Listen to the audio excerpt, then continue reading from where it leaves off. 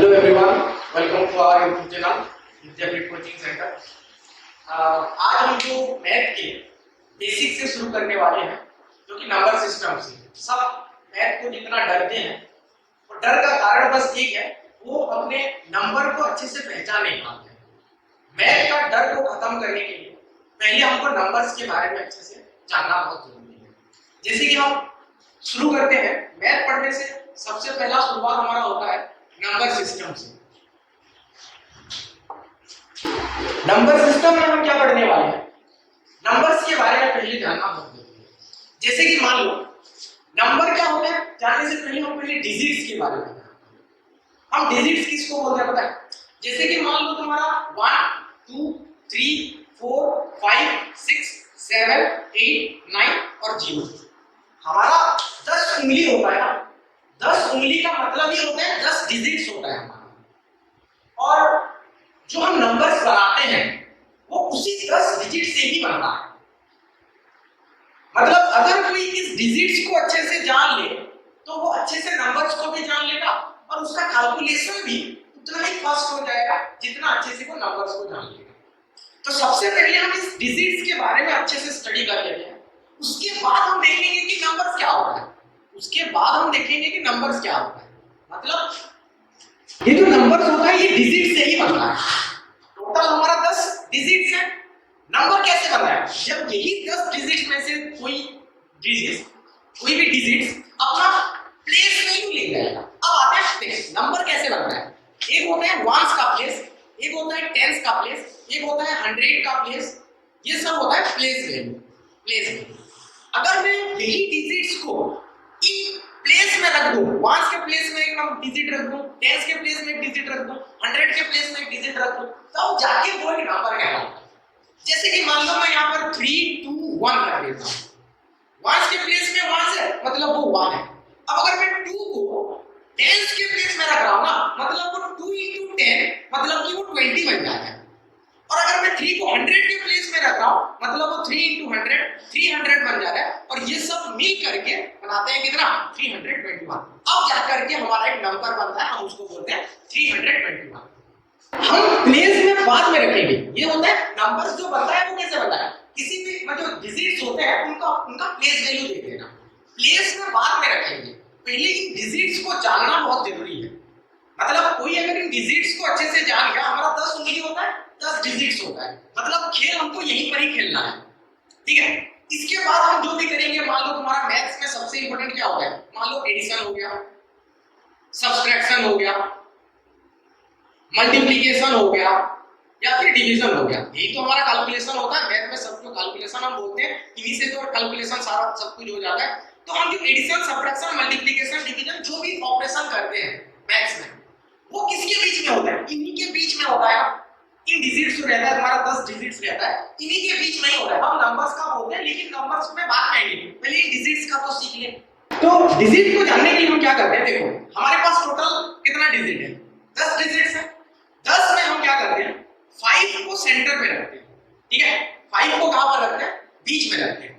तो तू अगर देखेगा 0 को, तो हम 0 को बाद में बात देखेंगे। 0 का कोई वैल्यू नहीं होता है, बोलते हैं हम 0 को अभी नहीं पकड़ते हैं। 0 को तो किसी के साथ मिला वो वही नंबर रहता है, 0 को किसी के साथ मल्टीप्लाई कर वो 0 बन जाता है। 0 के बारे में सब कुछ जानते हैं, 0 को अच्छे से पहचानते हैं। तो हम अगर ये 9 डिजिट्स देखेंगे, हमारा सेंटर में कौन आता है? 5। ये हमारा सेंटर हो गया। ठीक है? और इनके पहले ये जो है 1 2 3 4, इनको एक ग्रुप बना लेते हैं, इनको हम बोलते हैं छोटू ग्रुप। और ये जो 5 के बाद वाला नंबर है, इनको बोलते हैं हम बड़े वाले ग्रुप। ये छोटू ग्रुप है, ये बड़े ग्रुप है। तो हम जो भी ऑपरेशन करेंगे, मान लो एडिशन, सब्ट्रैक्शन, मल्टीप्लिकेशन, डिवीजन जो भी करेंगे, हम इन्हीं नंबर के बीच में ही करने वाले हैं। तो इन्हीं को ही अच्छे से क्यों ना देखें? मान लो जैसे कि मान लो हम छोटू के ग्रुप में कौन कौन आता है? 1 2 3 4, यही सब आते हैं छोटू के ग्रुप में। तो अगर इनके बीच में आपस में प्लस करेगा ना, जैसे कि 1 + 2 कर, या फिर 2 + 3 कर, या फिर 3 + 4 कर, जो भी कर, वो कौन आएगा अपने? मतलब एक सिंगल डिजिट, वो आएगा एक सिंगल डिजिट। ये आएगा 3, ये आएगा 5, ये आएगा 7। तो जब हम छोटू ग्रुप में एडिशन करें तो वो सिंगल डिजिट में ही रह जाता है। लेकिन हम उसको बड़े ग्रुप क्यों बोल रहे हैं पता है? तू मान ले इन ग्रुप में से एडिशन कर, जैसे कि 6 + 7, 7 + 8, 8 + 9, इनको एडिशन कर। ये क्या बनेगा 7 6 13, 7 8 15, 9 8 17 ऐसे करके मतलब 2 डिजिट वाला नंबर वो 10 से बड़े बन जाते हैं। वो एक चीज समझ, जब छोटू को छोटू के साथ प्लस करेगा तो एक छोटू वाला नंबर मतलब एक सिंगल डिजिट वाला नंबर ही मिलेगा। लेकिन जब हम बड़े नंबर मतलब 5 से बड़े वाले नंबर को जब हम प्लस करते हैं तो वो 2 डिजिट का बन जाता है। तो उसी से ही वैदिक मैथ्स का एक कांसेप्ट आता है, एकाधिकेन पूर्वेण बोलते हैं। जैसे कि मान लो मैं तेरे को एक एग्जांपल से समझाता हूं, जैसे कि 2 3 6 7 8 2 7 8 7 करते हैं, ठीक है। तो जब हम इनका एडिशन करते हैं हम लोग कैसे पढ़ते हैं 7 6 30 3 लिखेंगे, कैरी 1 लेंगे, फिर 8 3 11 है 12 2 लिखेंगे, फिर कैरी 1 लेंगे, फिर 7 2 9 1 10 हम ऐसे करते हैं। वैदिक मैथ्स ये बोलता है हम ऐसे नहीं करेंगे, ऐसे बिल्कुल नहीं, हम राइट हैंड साइड से क्यों हम लेफ्ट हैंड साइड से जा सकते हैं। बस तुमको देखना ये है कि अगर 2 के बाद कौन है, छोटू है, और इसके बाद कौन है, एक बड़ू है। मतलब अगर छोटे बड़े अगर मिलते हैं तो वो भी 10 से ज्यादा होगा। एकाधिकेन पूर्वेण मतलब तू कोई भी एक नंबर हो गया, मान ले 2 और 7 को हमको प्लस करना है, तू देखा कि इसके बाद अगर बड़े वाले में से नंबर है तो इसको एक बढ़ा के लिखना, 7 2 9, लेकिन 9 नहीं एक ज्यादा लिखेंगे। एकाधिकेन मतलब एक हम ज्यादा लिखेंगे। सेम टू सेम 8 3 कितना 11 होता है, लेकिन हम थोड़ा सा देख लेंगे उनके पहले कौन है, 7 और 6 है, बड़े वाले नंबर है, तो 8 और 3 कितना होगा 11। और क्योंकि ये बड़े बड़े वाले ग्रुप हो गए हैं तो 8 3 11 उसके एक ज्यादा बड़ा वाला नंबर है, 11 से एक ज्यादा कितना होगा 12। 7 2 7 7 6 13, तो ये तो पहले वाले नंबर है 3, ये वाला सेम यही आंसर आएगा। और जैसे कि और मैं एक ट्रिक बता रहा हूं, जैसे कि मान ले तेरे को 8 + 5 करना है, 8 + 5 करना है, तो तू क्या करेगा 8 + 5 ये छोटा नंबर है, 8 + 5 13 बोलेगा, लेकिन मैं सेम प्लेस पर ये हो जाएगा 13। लेकिन मैं अगर सेम प्लेस पर तेरे को 78 + 15 दूंगा तो बच्चे कंफ्यूज हो जाते हैं, फिर ये वाला तरीका यूज करते हैं 8 7 8 5 13 3 कैरी क्या हुआ, वैसा नहीं। तुम लोग एक काम करो 78 है ना और ये 15 है, यहां से 2 ला करके इसको दे दो, ये कितना बन गया 80, और यहां से 2 ला चुके तो ये 13 बन गया। अब 80 से 13 प्लस करना कितना इजी है 93। बात कर 80 में 13 ज्यादा करना मतलब 80 से 10 ज्यादा 90 और एक 3 लिया 90। तो एडिशन ऐसे क्या है ना कि तुम लोग जो बच्चे के जैसे लिखते हैं ये 7 6 13 3 कैरी क्या हुआ, फिर 8 3 11 के एक 12 फिर कैरी क्या हुआ 2 7 2 9 और एक 10 ऐसे करके निकालना है। बस मतलब इन डिजिट्स का एडिशन सब्ट्रैक्शन मल्टीप्लिकेशन डिवीजन अच्छे से पहले प्रैक्टिस करना। अब आते हैं नंबर सिस्टम के बारे में। नंबर सिस्टम मतलब हम क्या करते हैं जो भी नंबर्स होते हैं उनको हम कैटेगराइज कर देते हैं। हमारे पास पहले 2 टाइप के नंबर होते हैं, एक होता है रियल नंबर्स और एक होता है इमेजिनरी नंबर्स। इमेजिनरी नंबर्स मतलब हम रियल नंबर किसको बोलते हैं, कोई भी नंबर जिसको हम नंबर लाइंस पे रिप्रेजेंट करेंगे। नंबर लाइन मतलब क्या, हमारा ये मान लेते हैं नंबर लाइन है, सबसे बीच में रहता है 0, इस तरफ नेगेटिव नंबर्स रहते हैं, इस तरफ नेगेटिव नंबर्स और इस तरफ पॉजिटिव नंबर्स रहते हैं। ये तरफ प्लस इंफिनिटी तक जाएगा, ये तरफ नेगेटिव इंफिनिटी तक जाएगा, और इनके बीच में चाहे वो नेगेटिव वाला नंबर हो या फिर पॉजिटिव वाला नंबर हो या फिर इनके बीच में कोई एक फ्रैक्शन हो, कोई भी हो, इसी नंबर लाइन में जिसको भी हम रिप्रेजेंट कर सकते हैं उसी को ही बोला जाता है रियल नंबर। तो रियल नंबर का डेफिनेशन क्या है, the number which represented in number lines, जिसको हम रिप्रेजेंट कर सकते हैं रिप्रेजेंटेड ऑन नंबर लाइंस। लेकिन इमेजिनरी नंबर क्या है, जिसको हम नंबर लाइन पे रिप्रेजेंट नहीं कर सकते। जैसे कि इसमें कैटेगरीज में कौन आता है, negative roots number, negative irrational number, negative irrational number, जितने सारे नेगेटिव इरेशनल नंबर होते हैं ना उनको इमेजिनरी नंबर बोला जाता है। जैसे कि मान लें रूट का -7, ये इमेजिनरी नंबर है, इसका जो वैल्यू है मेरे को नहीं पता, हम इमेजिन बस कर सकते हैं, वो ले सकते हैं। कैसे, जैसे कि मान लें रूट -7 का मतलब क्या, √7 इनटू रूट का -1, √7 तो √7 होता है, ये तो इरेशनल नंबर मेरे को पता है, ये इस कैटेगरी में आ जाएगा, इसका कुछ वैल्यू हो सकता है। लेकिन ये जो -1 का रूट है इसका वैल्यू हम इमेजिन भी नहीं कर सकते, इसको बोला जाता है आई।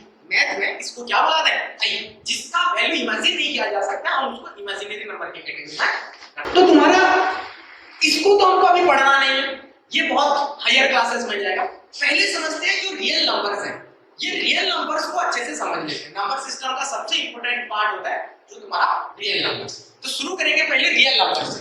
दुनिया का जितना सारा नंबर्स है, इमेजिनरी नंबर को छोड़ के बाकी जितने भी नंबर्स बचते हैं उनका नाम हम क्या देंगे? रियल नंबर्स दे देंगे। तो मान लो ये तुम्हारा नंबर का दुनिया है, ये तुम्हारा नंबर्स का दुनिया। तो ये सबको हम क्या बोलेंगे? इनको बोलेंगे रियल नंबर्स बोलेंगे।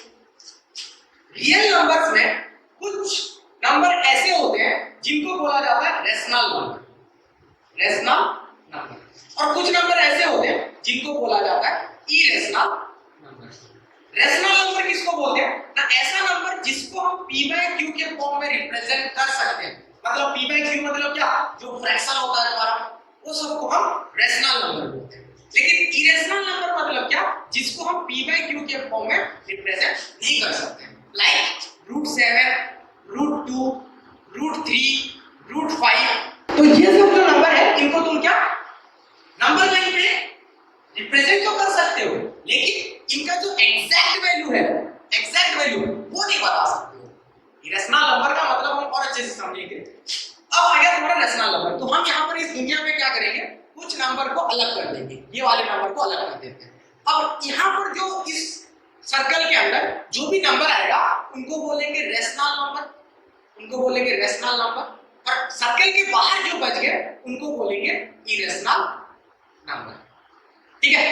अगेन हम क्या हो सकता है, ये जो रेशनल नंबर है इनको हम दो कैटेगरी में डिवाइड कर सकते हैं।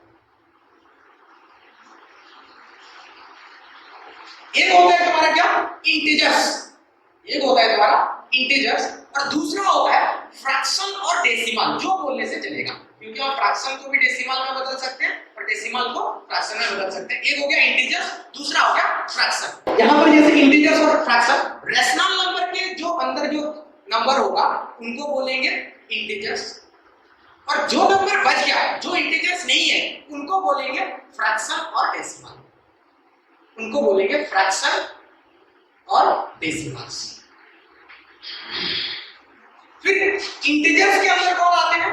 इंटीजर्स किसको बोला जाता है? इंटीजर्स मतलब -इंफिनिटी टू +इंफिनिटी। जो भी तुम्हारा नेगेटिव नंबर हो गया, पॉजिटिव नंबर हो गया, जीरो हो गया, वो सब आ जाते हैं इंटीजर्स के कैटेगरी में। अब इंटीजर्स में फिर दो कैटेगरी आते हैं। एक होता है नेगेटिव नंबर्स, नेगेटिव नंबर्स, और एक होता है तुम्हारा होल नंबर्स, और एक होता है होल नंबर्स।